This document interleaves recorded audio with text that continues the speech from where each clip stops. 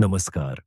आराम से बैठ जाइए और हमारे साथ ब्रह्मांड के अंतिम छोर तक की एक अद्भुत यात्रा के लिए तैयार हो जाइए। कल्पना कीजिए, आप रात के आसमान में देख रहे हैं। सदियों से आप एक ही चमकीले बिंदु को देखते आ रहे हैं। वह अपना जीवन जी रहा है, चमक रहा है, रंग बदल रहा है, लेकिन वह हमेशा वहीं रहता है। और फिर एक दिन वह बस गायब हो जाता है। न कोई चकाचौंध कर देने वाला धमाका, न धीरे धीरे बुझना। वह बस ऐसे लुप्त हो जाता है जैसे किसी ने उसे बंद कर दिया हो। सुनने में ये साइंस फिक्शन जैसा लगता है ना? लेकिन असल में यही हुआ था। आज मैं आपको एक ऐसे तारे की कहानी सुनाऊंगा जिसके गायब होने से दुनिया भर के खगोल विज्ञान समुदाय सदमे में आ गए थे। ये एक ऐसी कहानी है जिसने तारों के जीवन और मृत्यु के बारे में हमारे अब तक के ज्ञान को चुनौती दी। हम एक ऐसी ब्रह्मांडीय जासूसी की बात करेंगे जिसमें इंसानों के सबसे शक्तिशाली दूरबीनों ने सबूत इकट्ठा किए। लेकिन इसका रहस्य किसी की भी कल्पना से कहीं ज्यादा अजीब निकला। तैयार हो जाइए उस रहस्य को जानने के लिए जिसने शायद हमें पहली बार किसी ब्लैक होल के जन्म के पर्दे के पीछे झांकने का मौका दिया। इस पहेली के पैमाने को समझने के लिए हमें बहुत दूर चलना होगा। हमारी यात्रा सीफियस नक्षत्र की ओर है, जो पृथ्वी से लगभग 2 करोड़ 20 लाख प्रकाश वर्ष दूर है। वहां एक अविश्वसनीय रूप से सुंदर सर्पिल आकाशगंगा है, जिसे कैटलॉग नंबर NGC 6946 NGC 6946 के नाम से जाना जाता है। खगोलविदों ने इसे एक और काव्यात्मक नाम दिया है, फायरवर्क गैलेक्सी। और यह नाम यूं ही नहीं दिया गया है। ये आकाशगंगा तारों को बनाने वाली एक असली ब्रह्मांडीय फैक्ट्री है।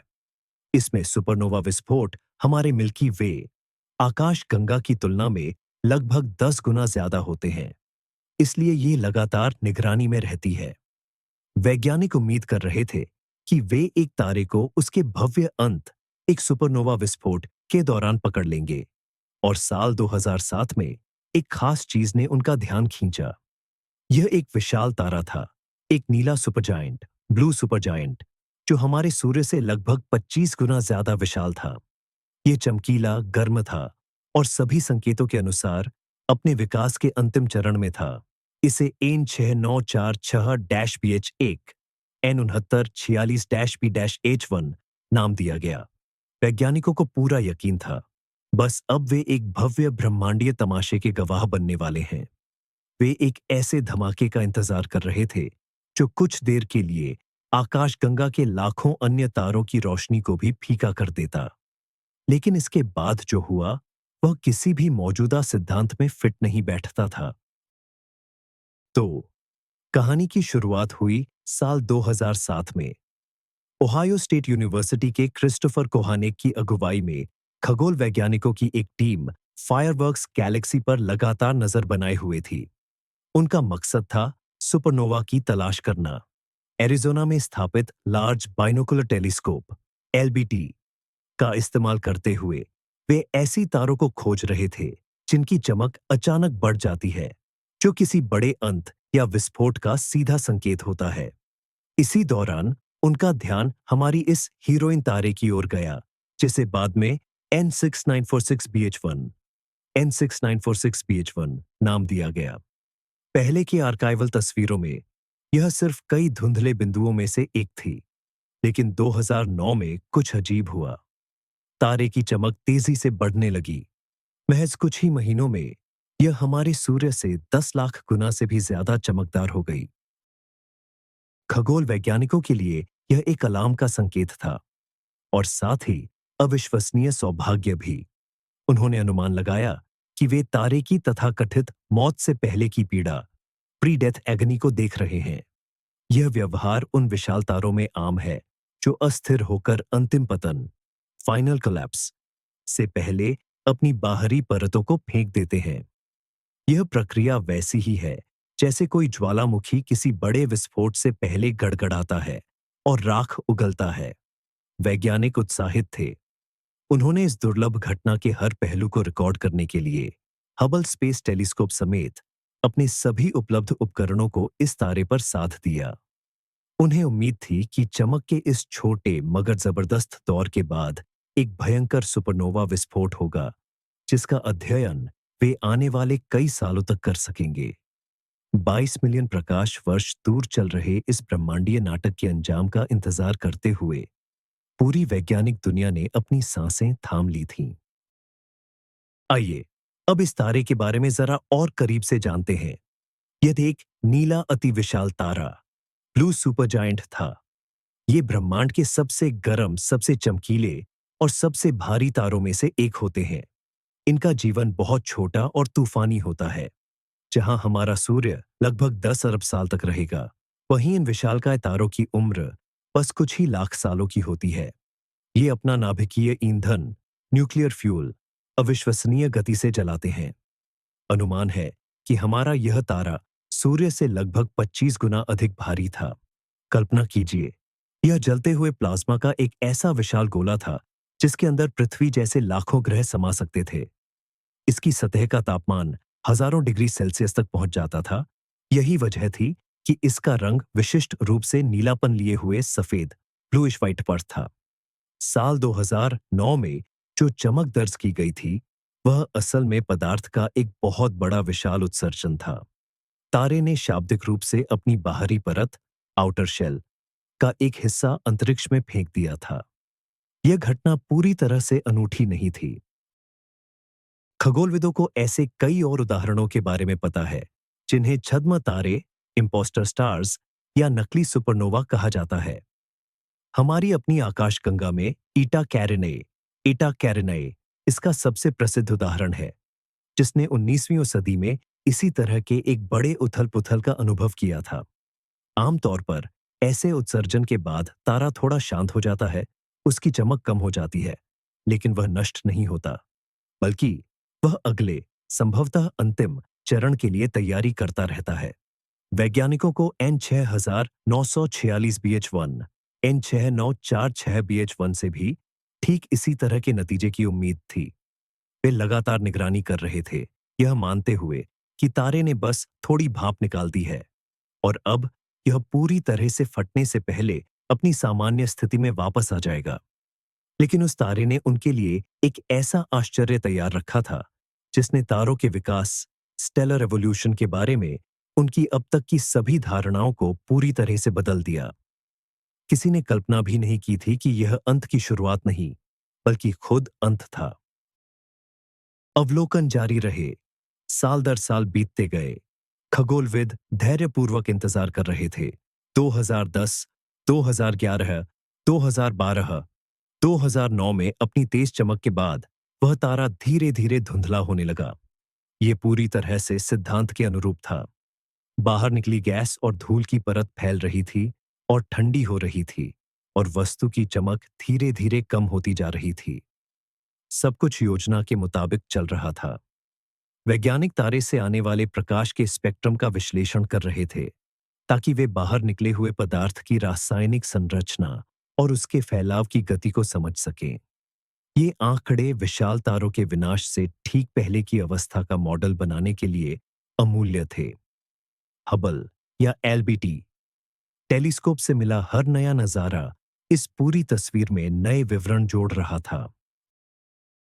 ऐसा लग रहा था कि यह एक क्लासिक उदाहरण बनेगा, जिसे सुपरनोवा विस्फोट की तैयारी के सबसे अच्छी तरह से दस्तावेजीकृत मामलों में से एक के रूप में पाठ्य पुस्तकों में शामिल किया जाएगा। कोहानेक की टीम और दुनिया भर के अन्य समूह आश्वस्त थे कि जल्द ही, शायद 1 साल, 10 साल या 100 साल में, इस जगह पर एक नया तेज बिंदु चमकेगा। लेकिन 2015 में जब उन्होंने एक बार फिर अपनी दूरबीनों को आसमान के इस हिस्से पर केंद्रित किया, तो उन्हें एक बड़ा झटका लगा। वह तारा वहां अब नहीं था। हबल द्वारा दृश्य प्रकाश स्पेक्ट्रम में लिए गए चित्रों में, जहां कुछ ही समय पहले सूर्य से 10 लाख गुना ज्यादा चमकदार वस्तु चमक रही थी, वहां सिर्फ खालीपन था। एक घोर काली स्याही जैसी शून्यता। यह इतना अप्रत्याशित था कि वैज्ञानिकों की पहली प्रतिक्रिया अविश्वास की थी। उन्होंने निर्देशांकों, टेलीस्कोप की सेटिंग्स की जांच की, नए चित्रों की तुलना पुराने से की। कोई गलती नहीं थी। जिस तारे पर वे इतनी बारीकी से नजर रख रहे थे, वह बस गायब हो चुका था। जरा सोचिए, उस समय खगोलविदों की क्या हालत हुई होगी। ये कुछ ऐसा था जैसे आप दूर किनारे पर किसी लाइट हाउस को देख रहे हों। वह जोर से चमकता है और फिर अगले ही पल उसकी जगह कुछ भी न हो, खंडहर तक भी नहीं। 25 सूर्यों के द्रव्यमान वाला एक पूरा तारा आखिर कहाँ जा सकता है? सबसे पहला विचार जो दिमाग में आता है वो यह था, क्या ऐसा हो सकता है कि यह एक सुपरनोवा की तरह फटा हो और हम बस उस चमक को देखने से चूक गए हों? यह बिल्कुल संभव है। एक सुपरनोवा की चमक अपने चरम पर सिर्फ कुछ दिनों या हफ्तों के लिए रह सकती है। अगर उस समय आसमान में बादल छाए रहे हों या टेलीस्कोप किसी दूसरी चीज पर केंद्रित रहे हों, तो उस विस्फोट को नजरअंदाज किया जा सकता था। लेकिन यह परिकल्पना ज्यादा देर टिकी नहीं। इतने बड़े पैमाने पर सुपरनोवा विस्फोट कोई ऐसी घटना नहीं है जो बिना कोई निशान छोड़े गुजर जाए। विस्फोट के बाद गर्म गैसों का एक फैलता हुआ बादल बचता है, जिसे सुपरनोवा अवशेष रेमनेंट कहा जाता है। यह बादल हजारों सालों तक इलेक्ट्रोमैग्नेटिक स्पेक्ट्रम के अलग-अलग हिस्सों में रेडियो तरंगों से लेकर एक्स-रे तक चमकता रहता है। इसके अलावा इस बादल के केंद्र में एक अत्यंत सघन वस्तु, डेंस ऑब्जेक्ट, जरूर होनी चाहिए। या तो एक न्यूट्रॉन तारा या फिर एक ब्लैक होल। खगोलविदों ने उपलब्ध सभी साधनों का उपयोग करके आकाश के इस क्षेत्र की गहनता से जांच की। उन्होंने पल्सर के रेडियो संकेतों, एक्रीशन डिस्क, ग्रहणशील चक्र से एक्स-रे विकिरण या किसी भी हालिया तबाही के किसी भी सबूत की तलाश की, पर उन्हें कुछ नहीं मिला। बिल्कुल कुछ भी नहीं। यह पूरी तरह स्पष्ट था। यहां कोई पारंपरिक सुपरनोवा विस्फोट नहीं हुआ था। रहस्य गहराता जा रहा था। तारा फटा नहीं, लेकिन वह गायब हो गया। आखिर वो कहां चला गया? तो छूटे हुए सुपरनोवा की परिकल्पना खत्म हो गई। अब वैज्ञानिकों को कोई दूसरी व्याख्या ढूंढनी थी। अगली परिकल्पना जिसे वैज्ञानिकों ने जांचनी शुरू की, वह ज्यादा सरल पर पूरी तरह से तार्किक थी। क्या होगा अगर तारा कहीं गया ही नहीं, बल्कि बस छिप गया? हम जानते हैं कि 2009 में विस्फोट के दौरान तारे ने भारी मात्रा में पदार्थ बाहर फेंका था। हो सकता है यही पदार्थ सघन होकर एक घने धूल के बादल में बदल गया हो, जिसने अब तारे को हमसे पूरी तरह से छिपा रखा है। यह ऐसा है जैसे आपने किसी तेज जलते हुए बल्ब के सामने एक मोटा कंबल टांग दिया हो। बल्ब अब भी जल रहा है, पर हम उसे देख नहीं पा रहे। यह सिद्धांत काफी हद तक विश्वसनीय लग रहा था। अंतरिक्ष की धूल दृश्य प्रकाश, विजिबल लाइट को बहुत प्रभावी ढंग से सोख लेती है। अगर तारे के चारों ओर पर्याप्त सघन धूल की चादर बन गई थी, तो हबल टेलीस्कोप, जो मुख्य रूप से दृश्य और अल्ट्रावायलेट रेंज में काम करता है, सचमुच उसे नहीं देख सकता था।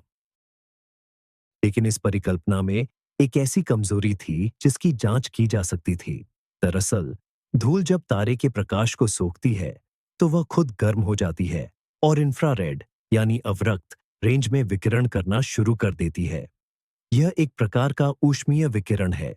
इसलिए अगर वह तारा अभी भी धूल के बादल के पीछे मौजूद है, तो हमें उसकी जगह पर इंफ्रारेड प्रकाश का एक चमकदार स्रोत दिखना चाहिए था। वैज्ञानिकों ने स्पीट्जर अंतरिक्ष टेलीस्कोप के डेटा का सहारा लिया, जिसे खास तौर पर इंफ्रारेड रेंज में अवलोकन के लिए डिजाइन किया गया था। उन्होंने स्पीट्जर को उसी जगह पर केंद्रित किया जहां पहले तारा था और प्राप्त हुई तस्वीरों का विश्लेषण करने लगे।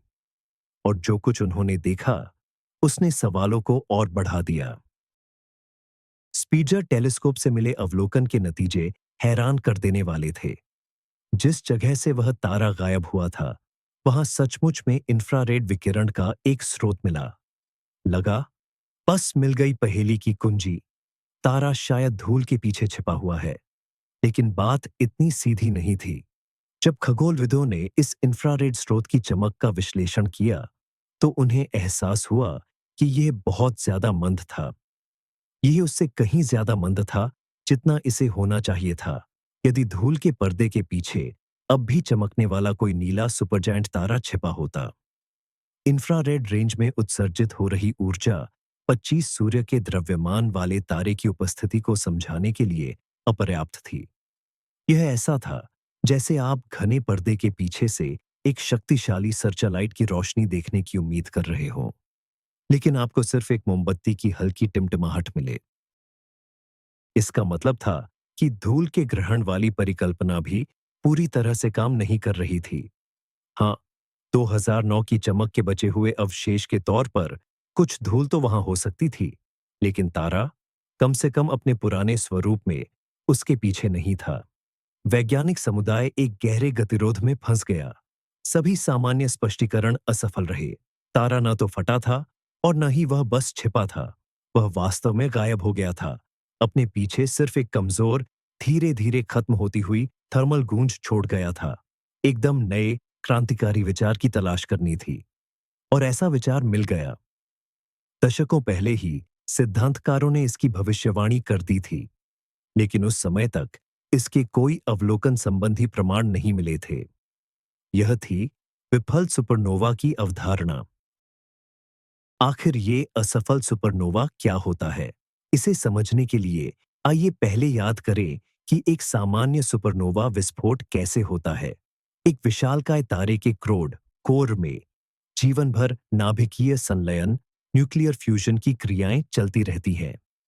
पहले हाइड्रोजन हीलियम में बदलती है, फिर हीलियम कार्बन में, और यह प्रक्रिया तब तक चलती रहती है जब तक कि केंद्र में लोहे का क्रोड नहीं बन जाता।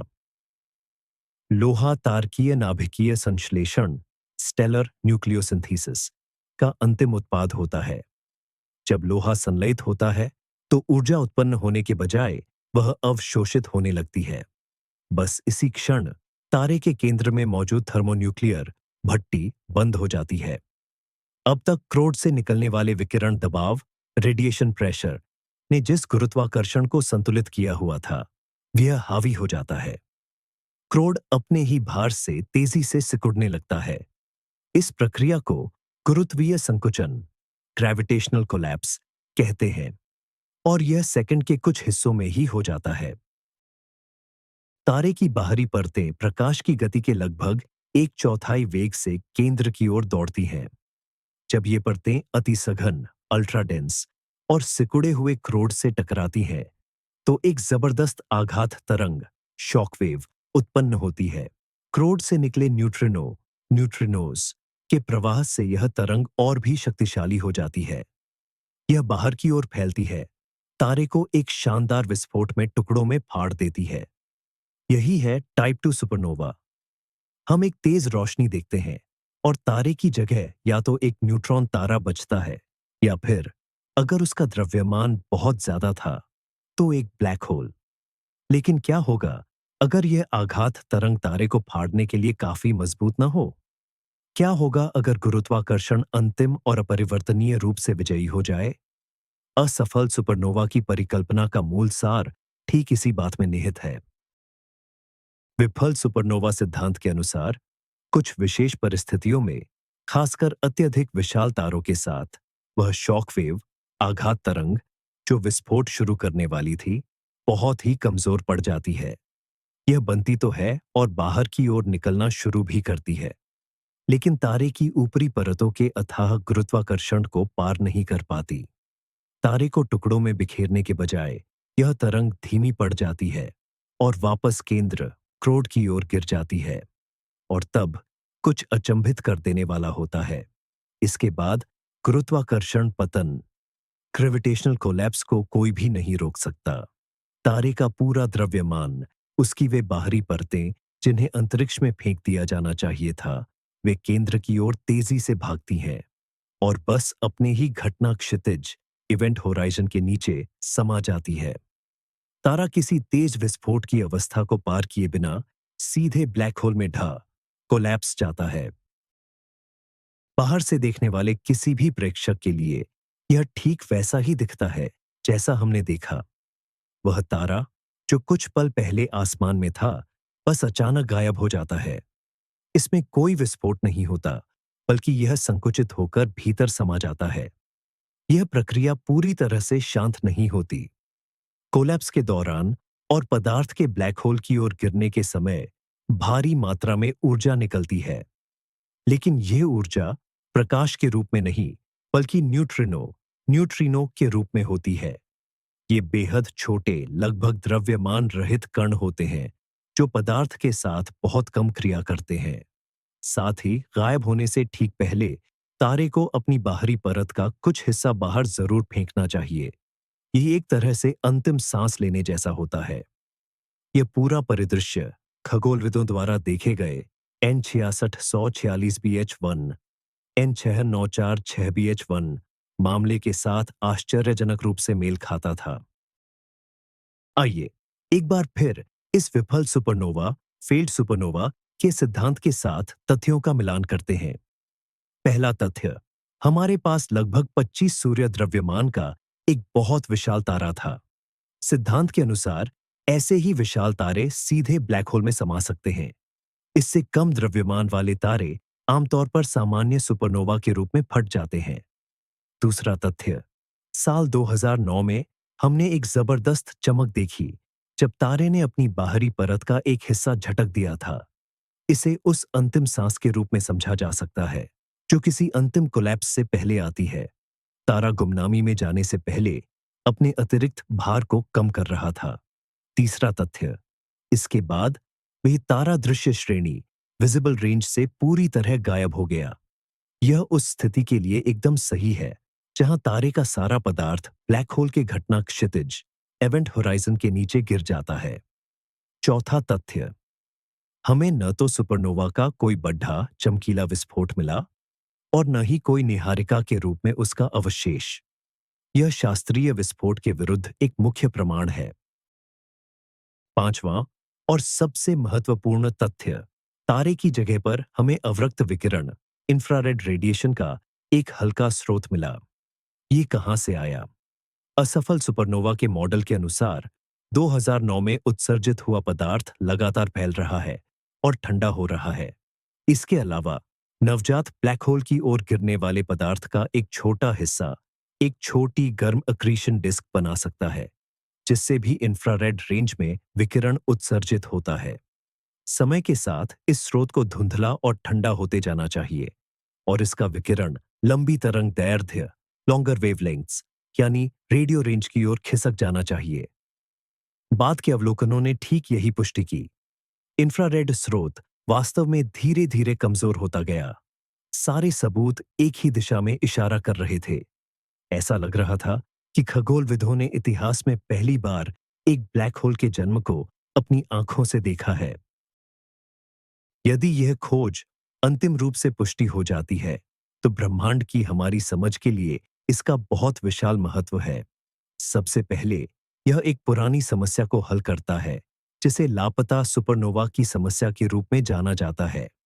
सैद्धांतिक मॉडल भविष्यवाणी करते हैं कि हमें विशाल तारों के सुपरनोवा विस्फोट कहीं अधिक संख्या में देखने चाहिए जितने हम वास्तव में देखते हैं।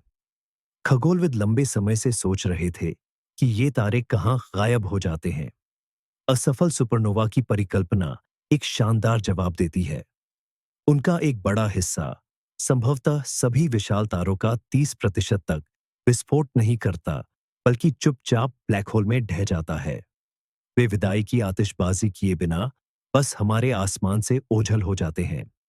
इसका मतलब है कि ब्रह्मांड तारकीय द्रव्यमान वाले ब्लैक होल से कहीं अधिक भरा हो सकता है जितना हमने पहले अनुमान लगाया था।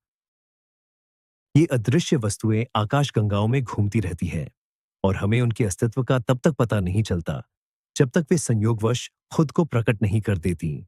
उदाहरण के लिए किसी पड़ोसी तारे को निगलकर N6946 BH1, N6946 BH1 की कहानी इस प्रक्रिया का पहला सीधा अवलोकन प्रमाण है।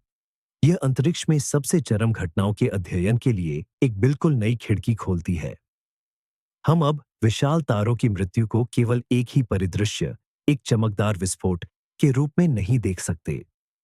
पता चलता है कि उनके पास एक और, कहीं अधिक शांत और रहस्यमय रास्ता भी है, शून्यता में विलीन हो जाने का मार्ग। आइए हम थोड़ा विषय से हटकर उन साधनों की बात करें जिनकी मदद से यह अविश्वसनीय खोज हुई। इस कहानी में तारे के अलावा 2 टेलीस्कोप मुख्य किरदार बनकर उभरे, विशाल बाइनोकुलर टेलीस्कोप LBT और हबल अंतरिक्ष टेलीस्कोप। एरिजोना में माउंट ग्रेहम पर स्थित एलबीटी दुनिया के सबसे शक्तिशाली भूमि आधारित ऑप्टिकल टेलीस्कोपों में से एक है। इसकी खासियत यह है कि यह एक ही माउंट पर लगे 8.4 मीटर व्यास वाले दो विशाल दर्पणों से मिलकर बना है। जब ये दोनों दर्पण एक साथ काम करते हैं, तो इनकी रिजोल्यूशन क्षमता 23 मीटर के दर्पण वाले टेलीस्कोप जितनी हो जाती है। इसके व्यापक दृष्टि क्षेत्र और उच्च संवेदनशीलता की बदौलत ही खगोलविदों ने फायरवर्क गैलेक्सी की निगरानी की और तारे की शुरुआती चमक को पकड़ पाए। हालांकि भूमि आधारित टेलीस्कोपों की एक बड़ी कमी है, वह है पृथ्वी का वायुमंडल। यह छवियों को विकृत करता है, हस्तक्षेप पैदा करता है और कुछ प्रकार के विकिरण को रोक देता है। ब्रह्मांड के सबसे छिपे हुए कोनों में झांकने और अधिकतम स्पष्ट तस्वीर पाने के लिए हमें एक ऐसा टेलीस्कोप चाहिए जो वायुमंडल की सीमाओं से बाहर हो। और यही एंट्री होती है हमारे महान हबल टेलीस्कोप की। 1990 में लॉन्च किया गया यह टेलीस्कोप 30 से अधिक वर्षों से हमें ब्रह्मांड के शानदार दृश्य दिखा रहा है। धरती पर मौजूद दिग्गजों की तुलना में इसका मुख्य दर्पण, जिसका व्यास 2.4 मीटर है, भले ही मामूली लगे, लेकिन वायुमंडलीय विकृतियों की अनुपस्थिति के कारण यह बेजोड़ स्पष्टता वाली तस्वीरें प्रदान करता है। हबल से प्राप्त हुए डेटा ने ही हमें पूरी तरह से आश्वस्त होकर यह कहने की अनुमति दी कि दृश्य प्रकाश में वह तारा वास्तव में गायब हो चुका था। इस रिसर्च में हबल टेलीस्कोप की भूमिका को कम आंकना नामुमकिन है। ये उसकी तीखी नजर ही थी जिसने सही और गलत के बीच फर्क करना मुमकिन बनाया। एनजीसी 6946 गैलेक्सी हमसे बहुत दूर है और जमीन पर लगे टेलीस्कोप से ली गई तस्वीरों में इसके तारे एक साथ मिलकर एक धुंधला सा घेरा बना देते हैं। ऐसे में किसी एक तारे को ठीक से देख पाना और उसके बदलावों पर नजर रखना कोई आसान काम नहीं है। लेकिन हबल अंतरिक्ष में अपनी खास जगह की वजह से इतना हाई रेजोल्यूशन, उच्च स्पष्टता दे सका कि हमारी उस खास तारे को उसके सैकड़ों पड़ोसियों से अलग पहचाना जा सके। हबल द्वारा 2009 से पहले, विस्फोट के दौरान और 2015 के बाद ली गई तस्वीरों की तुलना ही निर्णायक सबूत बनी। पहली तस्वीरों में हमें एक हल्की सी बिंदु दिखती है। दूसरी तस्वीरों में वह एक चमकदार तारा बन जाती है और तीसरी तस्वीरों में वहां सिर्फ खालीपन है। चित्रों की यह श्रृंखला असफल सुपरनोवा, फेल्ड सुपरनोवा थ्योरी के समर्थकों के लिए एक जरूरी उदाहरण बन गई। लेकिन टेलीस्कोप का काम यहीं खत्म नहीं हुआ। जब यह तारा दृश्य प्रकाश, विजिबल लाइट में दिखना बंद हो गया, तब मुख्य भूमिका निभाने के लिए पहले से चर्चा में रहा स्पिट्जर स्पेस टेलीस्कोप और बाद में अन्य इंफ्रारेड अवरक्त ऑब्जर्वेटरीज आगे आईं। इन ऑब्जर्वेटरीज की मदद से उस धीमी चमक का अध्ययन किया गया जो उस जगह पर बची थी जहां तारा ढह गया था। इस इंफ्रारेड विकिरण, इंफ्रारेड रेडिएशन के स्पेक्ट्रम का अध्ययन करके वैज्ञानिकों ने इसका तापमान मापा और यह समझा कि यह चमक किसी छिपे हुए तारे से नहीं, बल्कि धूल के फैलते हुए बादल से आ रही है। इस तरह यह पूरी कहानी एक शानदार उदाहरण है कि आधुनिक खगोल विज्ञान कैसे अलग-अलग उपकरणों की ताकत का इस्तेमाल करके काम करता है। जमीन पर लगे टेलीस्कोप बड़े पैमाने पर सर्वे करते हैं और दिलचस्प ऑब्जेक्ट ढूंढते हैं, जबकि अंतरिक्ष की ऑब्जर्वेटरीज गहरे और विस्तृत अध्ययन करती है, जिससे हमें घटनाओं की जड़ तक पहुंचने में मदद मिलती है। तो अब वापस आते हैं कृष्ण विवर, ब्लैक होल की मुख्य अवधारणा पर। आखिर यह कैसी चीज है जिसमें हमारा वह तारा बदल गया होगा? आइंस्टीन के सापेक्षता के सामान्य सिद्धांत, जनरल थ्योरी ऑफ रिलेटिविटी के अनुसार कृष्ण विवर दिक् काल, स्पेस टाइम का वह क्षेत्र है जिसका गुरुत्वाकर्षण बल इतना शक्तिशाली होता है कि प्रकाश की गति से चलने वाली वस्तुएं, यहां तक कि स्वयं प्रकाश भी, इसे छोड़कर बाहर नहीं निकल सकता। इस क्षेत्र की सीमा को घटना क्षितिज, इवेंट होराइजन कहा जाता है। बाहर से जो कुछ भी इस घटना क्षितिज को पार करता है, वह कृष्ण विवर के केंद्र, विलक्षणता, सिंगुलैरिटी की ओर गिरने के लिए बाध्य है। यह विलक्षणता अनंत घनत्व वाला एक बिंदु होता है। हम कृष्ण विवर को सीधे नहीं देख सकते क्योंकि यह कोई प्रकाश उत्सर्जित नहीं करता। हम इसके अस्तित्व का अनुमान केवल अप्रत्यक्ष संकेतों से ही लगा सकते हैं, जैसे कि आसपास की वस्तुओं पर इसका गुरुत्वाकर्षण प्रभाव या फिर इस पर गिर रहे पदार्थ से उत्पन्न विकिरण, radiation. N 6946 BH1, N 6946 BH1 के मामले में हम संभवतः दूसरा प्रभाव देख रहे हैं। इसमें मंद अवरक्त चमक, इंफ्रारेड ग्लो, उस बचे हुए पदार्थ के कारण हो सकती है जो तुरंत ब्लैक होल में नहीं गिरा, बल्कि उसके चारों ओर एक अस्थायी अभिवृद्धि डिस्क, एक्रीशन डिस्क बना ली। इस डिस्क में मौजूद घर्षण, फ्रिक्शन पदार्थ को बहुत उच्च तापमान तक गर्म कर देता है और वह चमकने लगता है। जैसे जैसे यह पदार्थ कृष्ण विवर में समाहित होता जाता है, चमक धीरे धीरे कम हो जानी चाहिए और व्यवहार में यही देखा भी जा रहा है। यदि यह सच है, तो हमें एक नवजात कृष्ण विवर के भोजन करने की प्रक्रिया का अध्ययन करने का एक अनूठा अवसर मिला है।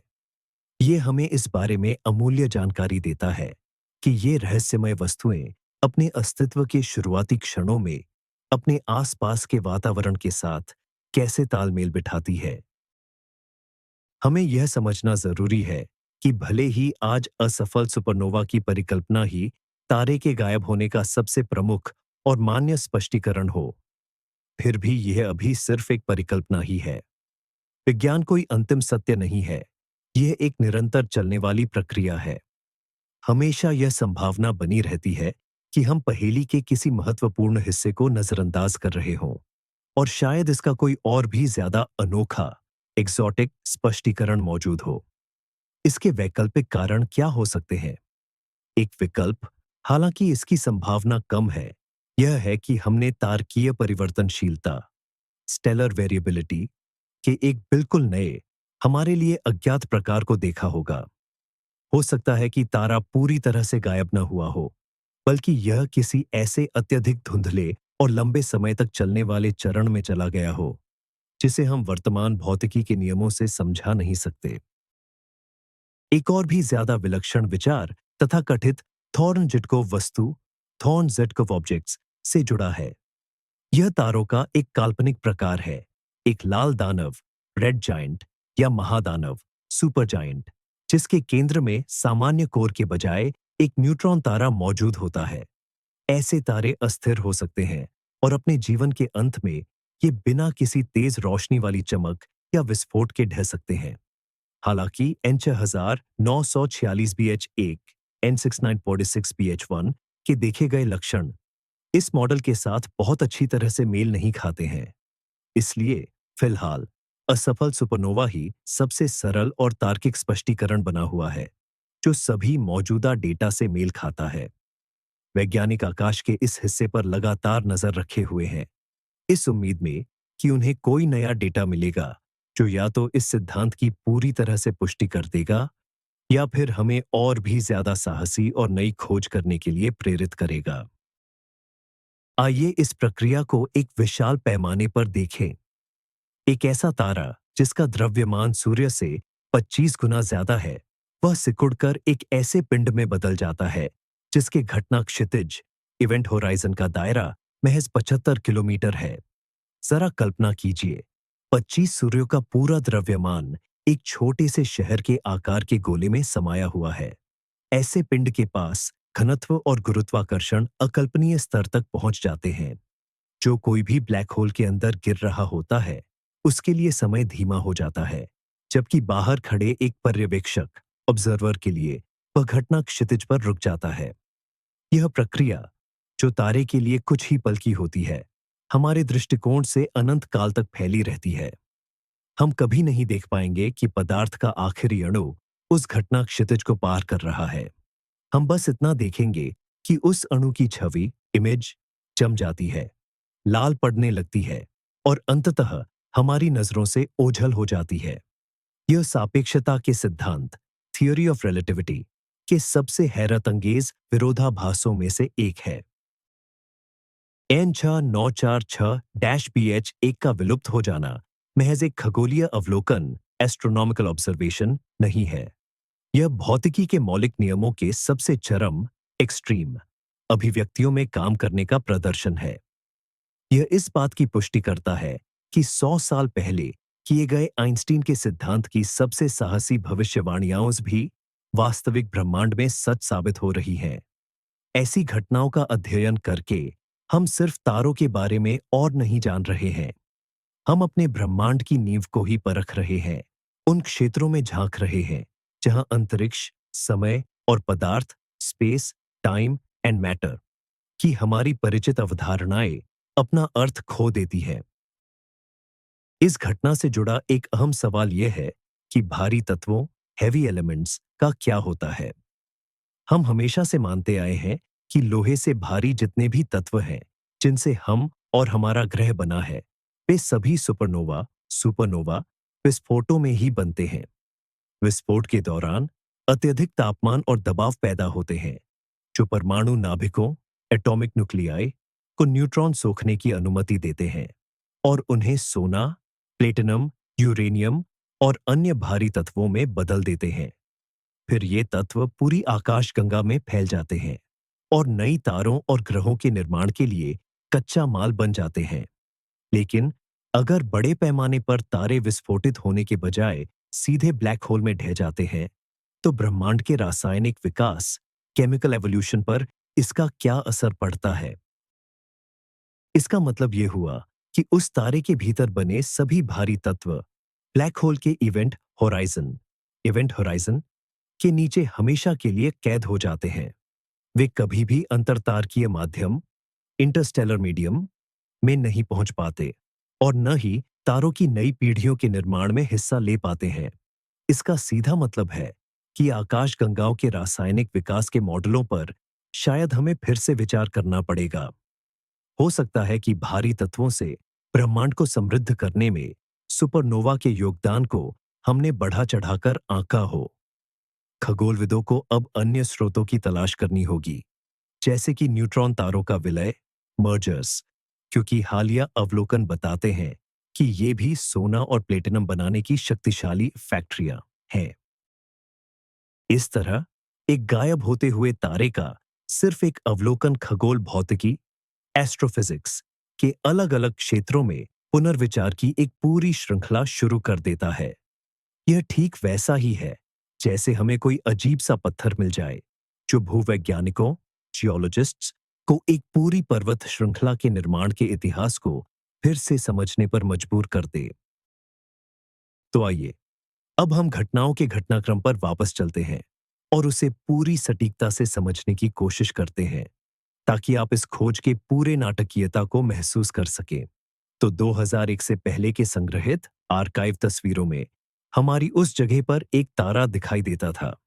वह स्थिर था और मौजूद था, लेकिन 2001 से 2009 के बीच उसमें अस्थिरता के लक्षण दिखने लगे। उसकी चमक में उतार चढ़ाव आने लगा। ये आने वाले तूफान के पहले संकेत थे। 2009 में एक जबरदस्त भयंकर प्रज्वलन फ्लेयर हुआ। इस तारे की चमक सूर्य की चमक की तुलना में 10 लाख गुना बढ़ गई। यह चरम सीमा लगभग 300 दिनों तक चली। वैज्ञानिकों ने इस घटना को दर्ज किया और गहन निगरानी शुरू कर दी। 2010 से 2014 तक यह तारा धीरे धीरे फीका पड़ने लगा। दृश्य सीमा, विजिबल स्पेक्ट्रम में इसकी चमक धीरे धीरे कम होती गई। सब कुछ झूठे सुपरनोवा के अनुमानित ढर्रे पर चल रहा था। किसी बड्ढी मुसीबत का कोई संकेत नहीं था। साल आया 2015। हबल टेलीस्कोप से की गई नई निगरानी में पता चला कि दृश्य सीमा में अब तारे की जगह कुछ भी बाकी नहीं है। हालांकि उसी समय स्पिट्जर टेलीस्कोप ने ठीक उसी बिंदु पर एक कमजोर अवरक्त इंफ्रारेड स्रोत दर्ज किया। यह वह क्षण था जब रहस्य ने जन्म लिया। 2016, 2017 और उसके बाद के वर्षों में खगोलविदों ने अपने निष्कर्ष प्रकाशित किए। एक असफल सुपरनोवा, फेल्ड सुपरनोवा की परिकल्पना पेश की गई। अवरक्त सीमा में बाद में की गई निगरानी से पता चला कि बचा हुआ स्रोत लगातार मंद पड़ता जा रहा है, जो इस मॉडल के साथ पूरी तरह से मेल खाता है। घटनाओं का यह स्पष्ट और प्रलेखित क्रम, डॉक्यूमेंटेड सीक्वेंस, इन 694 6-BH1 N6946BH1 के मामले को अद्वितीय बनाता है। यह सिर्फ एक बार की गई निगरानी नहीं है, बल्कि यह करोड़ों वर्षों से हम तक पहुंच रहे प्रकाश में दर्ज एक पूरी कहानी है। अब सवाल यह है कि इस खगोलीय पिंड का आगे क्या होगा? जाहिर है, इस पर हमारी निगरानी जारी रहेगी। वैज्ञानिक इंफ्रारेड स्रोत के धीरे-धीरे मंद पड़ने पर नजर रखेंगे। समय के साथ इस रेंज में भी इसका प्रकाश पूरी तरह से बुझ जाना चाहिए। हो सकता है कि कुछ सालों या दशकों बाद हम उस बचे हुए पदार्थ से निकलने वाले रेडियो उत्सर्जन, रेडियो एमिशन को पकड़ने की कोशिश कर सके, जो ब्लैक होल पर जमा हो रहा होगा। लेकिन असल रोमांच तो भविष्य में, जब नई पीढ़ी के टेलीस्कोप काम करना शुरू करेंगे, तब आएगा। उदाहरण के लिए, जेम्स वेब स्पेस टेलीस्कोप, जो इंफ्रारेड रेंज में बेमिसाल संवेदनशीलता रखता है, बचे हुए धूल के बादल, डस्ट क्लाउड का अध्ययन अविश्वसनीय बारीकी से कर पाएगा। यह टेलीस्कोप इसकी रासायनिक संरचना और गतिशीलता का विश्लेषण करेगा। इससे हमें यह समझने की नई चाबियां मिलेंगी कि अपने जीवन के अंतिम क्षणों में तारे के साथ आखिर हुआ क्या था। और इससे भी कहीं दूर के भविष्य में शायद हम इस तरह की घटनाओं से निकलने वाली गुरुत्वाकर्षण तरंगों, ग्रेविटेशनल वेव्स को भी रिकॉर्ड कर पाएंगे। लाइगो, एलाइगो और विर्गो जैसे आधुनिक डिटेक्टर ब्लैक होल और न्यूट्रॉन स्टार के विलय को तो दर्ज कर सकते हैं, लेकिन किसी अकेले तारे के ढहने से निकलने वाला गुरुत्वाकर्षण तरंग संकेत सिग्नल बहुत कमजोर होता है। हालांकि तकनीक के विकास के साथ यह असंभव नहीं है कि हमारी आने वाली पीढ़ियां पूरे ब्रह्मांड में ब्लैक होल के जन्म को सुन सकेंगी, क्योंकि वे अंतरिक्ष समय में जो लहरें पैदा करते हैं, उन्हें रिकॉर्ड करना संभव हो जाएगा। और तब N6946BH1, N6946BH1 कि यह कहानी एक अनोखे मामले से बदलकर पूरी तरह से नए अवलोकन तरीकों से पुष्टि किए गए कई मामलों में से एक बन जाएगी। इसलिए यह कहानी अभी खत्म नहीं हुई है, हम तो बस इसकी शुरुआत में खड़े हैं। आइए जरा इस घटना के दार्शनिक महत्व पर गहराई से मनन करें। हम हमेशा से तारों की मृत्यु को एक भव्य और तेजस्वी घटना मानते आए हैं। एक सुपरनोवा विस्फोट ब्रह्मांडीय आतिशबाजी जैसा होता है, जो एक विशाल तारे के जीवन का अंत करता है, पर साथ ही नई शुरुआत भी करता है। यह अंतरिक्ष में नए तत्वों को बिखेरकर भविष्य के तारों और ग्रहों के लिए बीज बोता है। यह सृजन और विनाश का शाश्वत चक्र है। लेकिन यह असफल सुपरनोवा हमें एक बिल्कुल अलग तस्वीर दिखाता है। यह बिना किसी पुनर्जीवन की मृत्यु है। यह बिना धूमधाम, बिना किसी विरासत को छोड़े परम शून्यता में समा जाना है। तारे ने लाखों वर्षों के अपने अस्तित्व में जो कुछ भी संचित किया, सभी संश्लेषित तत्व, उसकी सारी विराट ऊर्जा, वह घटना क्षितिज, इवेंट होराइजन के पीछे हमेशा के लिए कैद हो जाती है। ब्रह्मांड के दृष्टिकोण से यह शुद्ध विलोपन, प्योर डिसअपियरेंस की क्रिया है। यह हमें सोचने पर मजबूर करता है कि ब्रह्मांड में विकास के रास्ते कितने विविध और अप्रत्याशित हैं। सबके लिए कोई एक तयशुदा स्क्रिप्ट नहीं है। शानदार और प्रत्यक्ष प्रक्रियाओं के साथ साथ हमेशा शांत और छिपी हुई प्रक्रियाएं भी मौजूद रहती हैं, जो शायद ब्रह्मांड की संपूर्ण तस्वीर में उतनी ही महत्वपूर्ण भूमिका निभाती है। यह हमें याद दिलाता है कि हम अभी भी कितना कम जानते हैं। इस तरह की हर नई खोज हमें जवाब कम देती है, बल्कि नए और भी गहरे सवाल खड़े करती है। और यही विज्ञान का असली आकर्षण है, ज्ञान के उस क्षितिज की ओर एक अंतहीन यात्रा, जो ब्लैक होल के घटना क्षितिज की तरह हमेशा अप्राप्य रहता है, फिर भी निरंतर हमें अपनी ओर खींचता है। यह जानना दिलचस्प है कि जिस आतिशबाजी आकाशगंगा फायरवर्क्स गैलेक्सी में यह पूरा घटनाक्रम हुआ, वह सिर्फ बार बार होने वाले सुपरनोवा विस्फोटों के कारण ही ध्यान का केंद्र नहीं है। इसे स्टारबर्स्ट गैलेक्सी कहते हैं। इसका मतलब है कि इसमें नई तारे बहुत तेजी से बन रहे हैं, खासकर इसकी सर्पिल भुजाओं में। यह एक बेहद सक्रिय और जीवंत आकाशगंगा है, और जहां इतने सारे विशाल तारे पैदा होते हैं, तो यह स्वाभाविक है कि वहां उनकी मौतें भी बड़ी संख्या में होंगी, चाहे वे चमकदार मौतें हों या फिर शांत?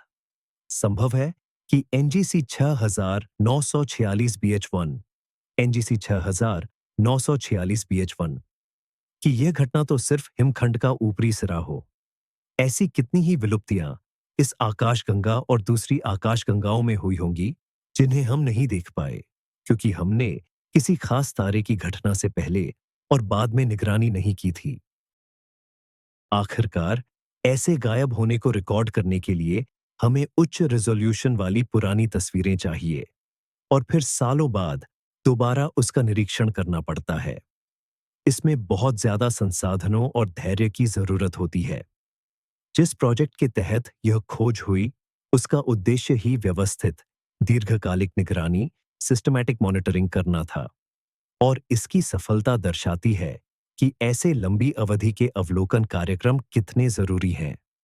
ये हमें ब्रह्मांड की कोई स्थिर तस्वीर नहीं दिखाते, बल्कि एक गतिशील, लगातार बदलती हुई फिल्म दिखाते हैं, जो अप्रत्याशित मोड़ से भरी है। और कौन जानता है कि आतिशबाजी आकाशगंगा जैसी सक्रिय गैलेक्सियां हमारे लिए और क्या-क्या रहस्य और सरप्राइज छिपाए बैठी है।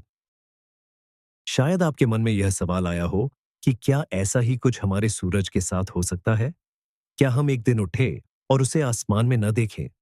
मैं आपको फौरन आश्वस्त कर दूं, नहीं, ऐसा बिल्कुल नहीं होगा। हमारा सूरज एक बौना तारा, ड्वार्फ स्टार है। इसका द्रव्यमान, मैस, इतना कम है कि यह किसी सुपरनोवा के रूप में फटकर या ब्लैक होल में सिमटकर खत्म हो। सूरज का अंत इससे कहीं ज्यादा शांत और अनुमानित है। लगभग 5 अरब साल बाद यह अपने केंद्र में मौजूद हाइड्रोजन ईंधन को खत्म कर देगा। इसके बाद यह फूलना शुरू कर देगा और एक लाल विशालकाय तारा, रेड जायंट में बदल जाएगा। इसकी बाहरी परतें इतनी ज्यादा फैल जाएंगी कि ये बुध, मर्क्यूरी, शुक्र, वीनस और शायद हमारी पृथ्वी को भी निगल लेंगी। इस चरण के बाद सूरज अपनी बाहरी परतों को त्याग देगा, जो एक खूबसूरत ग्रह निहारिका, प्लैनेटरी नेबुला का रूप लेंगी। और केंद्र में उसका पूर्व केंद्रक बचेगा, एक छोटा लेकिन बेहद गर्म और घना सफेद बौना, व्हाइट ड्वार्फ। यह सफेद बौना खरबों, ट्रिलियंस सालों तक धीरे धीरे ठंडा होता रहेगा और अंततः एक ठंडी और अंधेरी वस्तु, काला बौना, ब्लैक ड्वार्फ बन जाएगा। तो हमारा सूरज अचानक गायब नहीं होगा। इसका बुझना एक बहुत ही धीमी और क्रमिक प्रक्रिया होगी। ब्लैक होल में ढहने जैसे नाटकीय अंत केवल ब्रह्मांड के सबसे विशाल तारों के हिस्से में आते हैं। वो तारे जो तेजी से जीते हैं और कम उम्र में ही मर जाते हैं। उनका द्रव्यमान हमारे सूरज के द्रव्यमान से कम 8 से 10 गुना ज्यादा होना चाहिए और असफल सुपरनोवा, फेल्ड सुपरनोवा के लिए शायद इससे भी ज्यादा, 20 और द्रव्यमान से ऊपर। आइए इस ऑब्जेक्ट के नाम की बात करते हैं। NGC 6946 BH1, NGC 6946 BH1। इसका क्या मतलब है? जैसा कि हम जानते हैं, एनजीसी 6946, एनजीसी 6946 उस आकाशगंगा का कैटलॉग नंबर है जो न्यू जनरल कैटलॉग में दर्ज है। वहीं BH1 का मतलब है black hole candidate 1, black hole candidate 1 यानी पहला ब्लैक होल उम्मीदवार। यह नाम इस ऑब्जेक्ट को तब दिया गया जब वैज्ञानिकों ने इसके पतन, कॉलेप्स की परिकल्पना पेश की। यह इसकी अनूठी स्थिति को दर्शाता है। यह इतिहास का पहला ऐसा ऑब्जेक्ट है जिसे एक नवजात ब्लैक होल माना जा रहा है और जिसका जन्म जनक तारे, प्रोजेनिटर स्टार के गायब हो जाने के रूप में रिकॉर्ड किया गया। यह नाम अपने आप में इस खोज का एक स्मारक है। बेशक जब तक हमें अकाट्य सबूत नहीं मिल जाते, यह उम्मीदवार ही रहेगा, लेकिन यह एक बहुत मजबूत उम्मीदवार है। विज्ञान में अक्सर ऐसा होता है कि नए वर्ग के ऑब्जेक्ट्स को उनके पहले खोजे गए प्रतिनिधि के नाम पर पहचान मिलती है। हो सकता है कि भविष्य में खगोलशास्त्री BH1 टाइप ऑब्जेक्ट्स की बात करें। इसका मतलब होगा वे तारे जिन्होंने सीधे संकुचन, डायरेक्ट कोलैप्स के जरिए अपना जीवन समाप्त किया। और तब हर कोई जानता होगा कि इसकी शुरुआत फायरवर्क्स आकाशगंगा, फायरवर्क्स गैलेक्सी की उस रहस्यमय कहानी से हुई जिसने हमें खगोल भौतिकी, एस्ट्रोफिजिक्स की किताबों में एक नया अध्याय लिखने पर मजबूर कर दिया। यह बताना भी जरूरी है कि यह खोज दुनिया भर के कई वैज्ञानिकों और वेधशालाओं के सहयोग से ही संभव हो पाई। यह किसी एक व्यक्ति का काम नहीं है। क्रिस्टोफर कोहानेक, क्रिस्टोफर कोचानेक की टीम, जिसने यह शुरुआती खोज की थी, उसमें कई देशों के दर्जनों शोधकर्ता शामिल थे। उन्होंने सिर्फ एलबीटी, एलबीटी और हबल, हबल टेलीस्कोप से ही नहीं, बल्कि कई अन्य जमीनी और अंतरिक्ष वेधशालाओं, स्पेस ऑब्जर्वेटरीज के डेटा का भी इस्तेमाल किया। इसके बाद उनके नतीजों को वैज्ञानिकों के अन्य स्वतंत्र समूहों ने भी जांचा और परखा। आधुनिक विज्ञान इसी तरह काम करता है। खोजें अलग-अलग तरह की विशेषज्ञताओं, एक्सपर्टाइज के मेल, डेटा के आदान-प्रदान और गहन चर्चाओं के परिणाम स्वरूप पैदा होती है। कोई अवलोकन, ऑब्जर्वेशन में विशेषज्ञ होता है, तो कोई सैद्धांतिक मॉडलिंग, थियोरेटिकल मॉडलिंग में, और कोई डेटा के विश्लेषण, डेटा एनालिसिस में। और केवल एकजुट होकर ही वे इन अलग-अलग टुकड़ों को जोड़कर एक संपूर्ण तस्वीर बना सकते हैं। गायब हुए तारे की यह कहानी एक बेहतरीन उदाहरण है कि कैसे अंतर्राष्ट्रीय वैज्ञानिक समुदाय, इंटरनेशनल साइंटिफिक कम्युनिटी, एक साथ काम करके ब्रह्मांड द्वारा पेश की गई सबसे जटिल पहेलियों को भी सुलझाने की क्षमता रखता है। यह सिर्फ तकनीक का ही नहीं, बल्कि मानव बुद्धि और सहयोग की भावना की भी जीत है। इस विषय से जुड़ी हर तस्वीर, कोड की हर लाइन और हर वैज्ञानिक लेख एक छोटा सा कदम है, जो हमें इस विशाल और अद्भुत ब्रह्मांड में हमारी जगह को समझने के करीब लाता है। क्या हम ऐसे ही और गायब हुए तारे ढूंढ सकते हैं? जवाब है हाँ, जरूर। अब जब खगोलविदों को पता है कि उन्हें वास्तव में क्या तलाशना है, तो दुनिया भर में पुराने डेटा, आर्काइव्ड डेटा के विश्लेषण की परियोजनाएं शुरू हो गई हैं। वैज्ञानिक आकाश के पुराने और नए सर्वेक्षणों की तुलना कर रहे हैं। वे ऐसे तारों को खोज रहे हैं जो पुरानी तस्वीरों में मौजूद थे, लेकिन नई तस्वीरों में गायब हैं। यह बहुत ही मेहनत भरा काम है, जो भूसे के ढेर में सुई ढूंढने जैसा है। ब्रह्मांड विशाल है और तस्वीरों में तारों की संख्या अरबों में है। ऐसे ज्यादातर गायब होने के मामले झूठे अलार्म, गलतफहमी साबित होंगे। या तो ये फोटो प्लेट्स में खराबी होगी, ऐसे परिवर्तनशील तारे होंगे जिनकी चमक इस समय न्यूनतम है, या फिर कैटलॉग में हुई कोई गलती। लेकिन इनमें विफल सुपरनोवा, फेल्ड सुपरनोवा के नए उम्मीदवार भी मिल सकते हैं। ऐसा हर नया ऑब्जेक्ट अमूल्य होगा। यह हमें यह जांचने की अनुमति देगा कि N9646 BH1, N6946 BH1 का मामला अनोखा है, या यह वास्तव में एक आम घटना है। हम आंकड़े, स्टैटिस्टिक्स तैयार कर पाएंगे। यह कितनी बार होता है? क्या प्रत्यक्ष पतन, डायरेक्ट कोलैप्स की संभावना तारे के द्रव्यमान, उसके रासायनिक संघटन या उसके आसपास के वातावरण पर निर्भर करती है? इन सवालों के जवाब हमें तारे के विकास के अधिक सटीक और संपूर्ण मॉडल बनाने में मदद करेंगे। इसलिए हो सकता है कि आने वाले कुछ सालों में हमें ऐसी ही अन्य अंतरिक्षीय जासूसी की कहानियों के बारे में सुनने को मिले। आइए इस प्रक्रिया के भौतिकी, फिजिक्स पर वापस चलते हैं। जब कोई पदार्थ, मैटर, ब्लैक होल में गिरता है, तो उसके साथ क्या होता है? क्लासिकल थ्योरी के अनुसार शक्तिशाली ज्वारीय बल, टाइडल फोर्स, उसे टुकड़ों में फाड़ देते हैं। कल्पना कीजिए कि एक अंतरिक्ष यात्री पैरों की ओर से ब्लैक होल में गिर रहा है। उसके पैरों पर गुरुत्वाकर्षण खिंचाव, ग्रेविटेशनल पुल, सिर की तुलना में कहीं ज्यादा मजबूत होगा। बलों के इस अंतर के कारण उसका शरीर स्पैगेटी की तरह खिंच जाता है। इस प्रक्रिया को स्पैगेटिफिकेशन, स्पैगेटिफिकेशन ही कहा जाता है। अंततः यह सारा पदार्थ मूल कणों, एलिमेंट्री पार्टिकल्स के एक प्रवाह में बदल जाता है, जो घटना क्षितिज, इवेंट होराइजन को पार करते हुए सिंगुलैरिटी, सिंगुलैरिटी की ओर तेजी से बढ़ता है। सिंगुलैरिटी के केंद्र में क्या होता है, यह हम नहीं जानते। इस बिंदु पर आते ही सामान्य सापेक्षता का सिद्धांत, जनरल रिलेटिविटी, काम करना बंद कर देता है। हमें एक नए सिद्धांत की आवश्यकता है जो गुरुत्वाकर्षण, ग्रेविटी और क्वांटम यांत्रिकी, क्वांटम मैकेनिक्स को एक साथ ला सके। इसे क्वांटम गुरुत्व का सिद्धांत, क्वांटम ग्रेविटी कहा जाता है। हो सकता है कि ब्लैक होल के केंद्र में कोई अनंत घनत्व, इनफाइनाइट डेंसिटी न हो, बल्कि कुछ ऐसा हो जिसकी हम अभी कल्पना भी नहीं कर सकते। कुछ सिद्धांत यह भी सुझाते हैं कि ब्लैक होल में गिरने वाला पदार्थ तथा कथित वर्म होल के माध्यम से किसी दूसरी दुनिया या ब्रह्मांड, यूनिवर्स में फिर से प्रकट हो सकता है। बेशक ये अभी वैज्ञानिक कल्पना, साइंस फिक्शन की दहलीज पर खड़ी सिर्फ परिकल्पनाएं, हाइपोथेसिस हैं।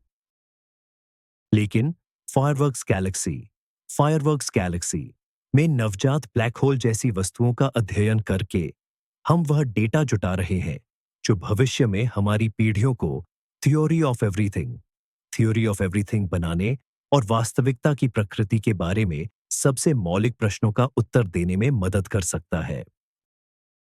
इस पूरी कहानी का सबसे दिलचस्प पहलू न्यूट्रिनो का उत्सर्जन है। जैसा कि मैंने पहले भी जिक्र किया है, कोर के ढहने और ब्लैक होल बनने की प्रक्रिया में इन कणों की एक बहुत बड़ी मात्रा बाहर निकलती है। न्यूट्रिनो को भूतिया कण भी कहा जाता है। इनका द्रव्यमान, मास लगभग शून्य होता है और ये सामान्य पदार्थों के साथ ना के बराबर संपर्क करते हैं। सूर्य से हर पल खरबों न्यूट्रिनो आपके शरीर को भेदते हुए गुजर जाते हैं और हमें इसका जरा भी एहसास नहीं होता। न्यूट्रिनो को पकड़ने के लिए हमें विशाल डिटेक्टरों की जरूरत होती है, जिन्हें अन्य कॉस्मिक किरणों के हस्तक्षेप से बचाने के लिए जमीन के बहुत नीचे या पानी की गहराई में लगाया जाता है।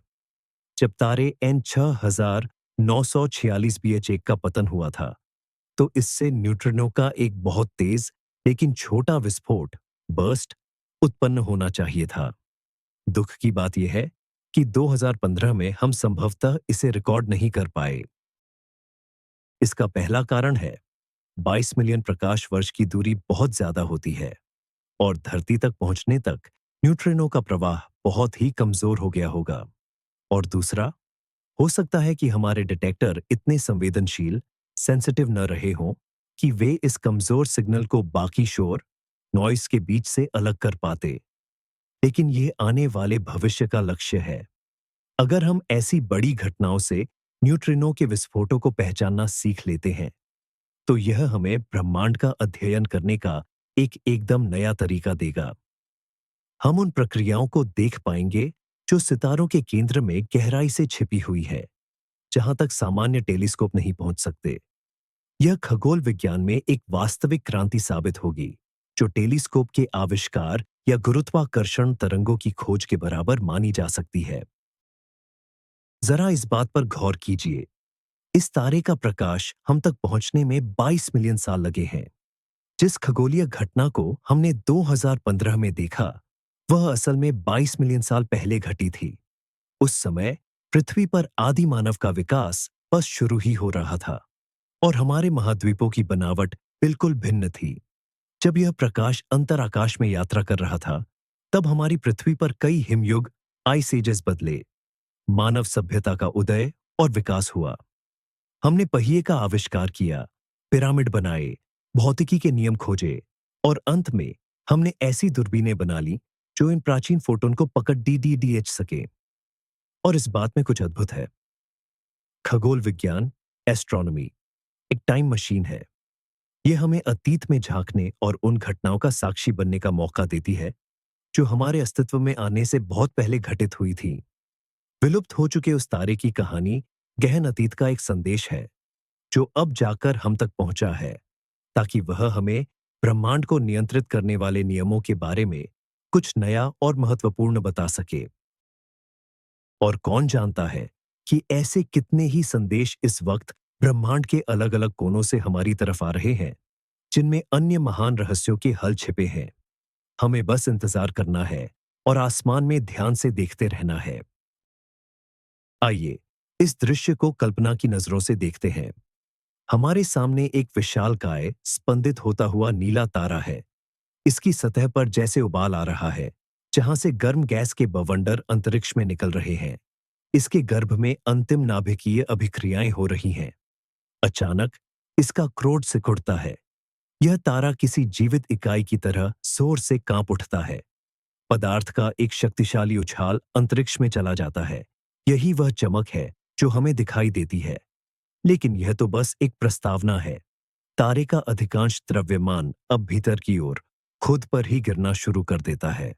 कल्पना कीजिए एक विशालकाय जलप्रपात की, लेकिन पानी की जगह ताराकीय पदार्थ है और खाई की जगह केंद्र में एक ऐसा बिंदु है जहां गुरुत्वाकर्षण बल असीम हो जाता है। तारे की बाहरी परतें इस शून्य में एक एक कर विलीन हो जाती हैं।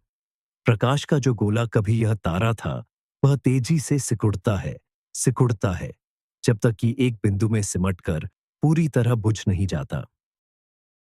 उसकी जगह अब सिर्फ घोर अंधकार शेष रहता है, जो पास से गुजरने वाले दूर के तारों के प्रकाश को भी भयंकर रूप से विरूपित कर देता है।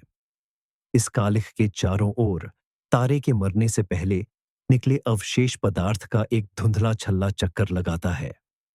यह किसी बुझती हुई चिता के अंगारों की तरह इंफ्रारेड स्पेक्ट्रम में चमकता है और यह क्षीण प्रकाश उस कभी शक्तिशाली रहे तारे का एकमात्र अवशेष है, जो हमारे सूर्य से 25 गुना अधिक विशाल था। यह एक शांत पर उतना ही भव्य दृश्य है। हमारी आंखों के सामने एक प्रकाश भक्षी दानव का जन्म। इस कहानी से हमें क्या सबक मिलता है? शायद सबसे महत्वपूर्ण सबक यह है कि ब्रह्मांड हमेशा हमारी सबसे साहसी कल्पनाओं और सिद्धांतों से कहीं ज्यादा जटिल और दिलचस्प होता है। हर बार जब हमें लगता है कि हमने लगभग सब कुछ समझ लिया है, यह हमारे सामने एक नई पहेली खड़ी कर देता है। एक ऐसी पहेली जो हमें अपने पुराने दृष्टिकोणों पर फिर से विचार करने के लिए मजबूर करती है। 19वीं सदी में वैज्ञानिकों को लगा था कि भौतिकी, फिजिक्स का काम लगभग पूरा हो चुका है और फिर सापेक्षता का सिद्धांत, थ्योरी ऑफ रिलेटिविटी और क्वांटम यांत्रिकी, क्वांटम मैकेनिक्स आए, जिन्होंने सब कुछ पूरी तरह से उलट-पुलट कर रख दिया।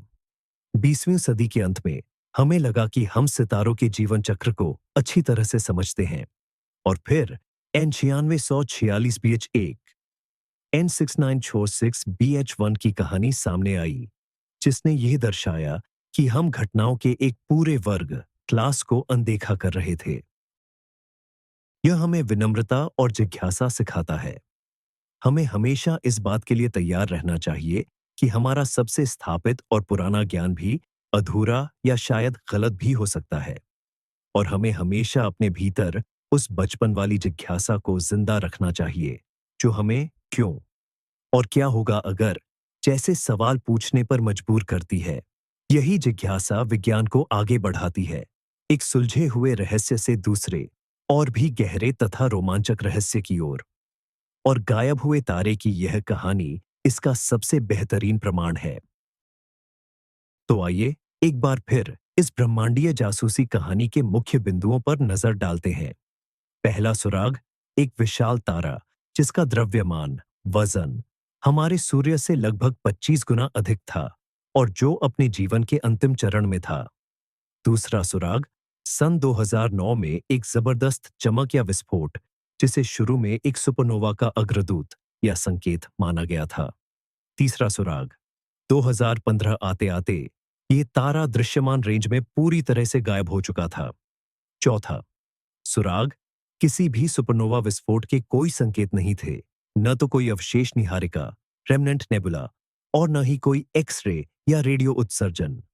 पांचवां और अंतिम सुराग, विलुप्त हुए तारे के स्थान पर इंफ्रारेड विकिरण का एक कमजोर, धीमा होता हुआ स्रोत मौजूद था। आरोपी, गुरुत्वाकर्षण, ग्रेविटी और फैसला। अत्यधिक संभावना है कि हम एक असफल सुपरनोवा, फेल्ड सुपरनोवा के गवाह बने हैं, यानी तारे का सीधा गुरुत्वाकर्षण ढहना, ग्रेविटेशनल कोलैप्स और ब्लैक होल में बदल जाना। यह घटना न केवल उस विशेष तारे की पहेली को सुलझाती है, बल्कि खगोल भौतिकी की व्यापक समस्याओं पर भी प्रकाश डालती है, जैसे कि देखे गए सुपरनोवा की कमी और तारकीय द्रव्यमान, स्टेलर मास वाले ब्लैक होल के निर्माण के तरीके। यह ऐसी खोज है जो बिना किसी अतिशयोक्ति के आने वाली सभी खगोल विज्ञान की पाठ्य पुस्तकों में शामिल होगी। हमने अपनी आंखों के सामने ब्रह्मांड के ज्ञान के इतिहास में एक नया अध्याय लिखा जाते देखा है। और इस तरह किसी चकाचौंध कर देने वाली चमक या किसी विशाल विस्फोट के बिना ही एक विशाल तारे का जीवन समाप्त हो गया। इसने अपनी आकाश गंगा को अलविदा की रोशनी से रोशन नहीं किया, बल्कि यह बस छाया में चला गया, अपने पीछे केवल एक रहस्य और एक नवजात ब्लैक होल छोड़ गया। विज्ञान के लिए यह शांत प्रस्थान किसी भी सबसे शक्तिशाली सुपरनोवा विस्फोट से कहीं ज्यादा बड़ा शोरगुल मचाने वाली घटना साबित हुआ। हमें पहली बार इसका सीधा प्रमाण मिला है कि तारों के पास खत्म होने का एक और रास्ता भी है, आग का नहीं, बल्कि छाया का। हम एक ऐसी वस्तु के जन्म के साक्षी बने जिससे प्रकाश भी मुक्त नहीं हो सकता। और सबसे महत्वपूर्ण, आश्चर्यजनक निष्कर्ष यह है कि ब्रह्मांड में ऐसी घटनाएं असंख्य हो सकती हैं। हो सकता है अभी जब आप यह सुन रहे हैं, कोई दूर का तारा इसी तरह चुपचाप आकाश से गायब हो रहा हो और ब्लैक होल में बदल रहा हो। ब्रह्मांड केवल दृश्यमान प्रकाश से ही नहीं, बल्कि अदृश्य अंधकार से भी भरा है, जो इसके जीवन में उतनी ही महत्वपूर्ण भूमिका निभाता है। N6946BH1, N6946BH1 की कहानी हमें याद दिलाती है कि सबसे महत्वपूर्ण खोजें अक्सर सबसे तेज रोशनी में नहीं, बल्कि सबसे गहरी छाया में छिपी होती है। मेरे साथ ब्रह्मांड की गहराइयों में यात्रा करने के लिए धन्यवाद। मुझे उम्मीद है कि यह कहानी आपके लिए न केवल ज्ञानवर्धक थी, बल्कि शांतिदायक भी रही होगी। चैनल को जरूर सब्सक्राइब करें ताकि आप सोने के लिए बनाए गए हमारे नए लेक्चर्स को मिस न करें। और अगर आपको ये वीडियो पसंद आया है तो इसे लाइक करें। और अब मैं आपसे एक सवाल पूछना चाहता हूं।